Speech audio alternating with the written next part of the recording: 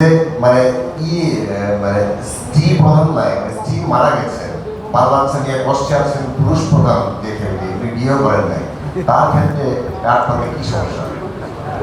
এগুলা দিকের প্রশ্নটি খুব ভালো, আপনার প্রশ্নটি খুব সোজা। এই ফ্যামিলি কার্ড হচ্ছে সার্বজনীন। সার্বজনীন অর্থ যদি আমরা বুঝে থাকি সকলের জন্য।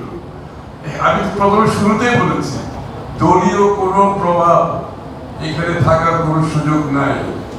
পুরা প্রজেক্ট স্বচ্ছতার সাথে বাস্তবায়ন হবে। কোথাও যদি আপনারা কোনো ভিন্নতা দেখবেন আমাদের জানেন, পরিষ্কার কথা। আর ওইটা আমরা ওই ইয়ের পরে এই পাইলট প্রজেক্টের পরে ওই বিষয়গুলো বিবেচনা করবো। ভালো প্রশ্ন করেছেন আপনি, যে যদি কেউ কোনো মহিলাই না থাকে, কিন্তু খালি পুরুষ সার্ভাইভিং বা দরিদ্র, তাদের কি হবে?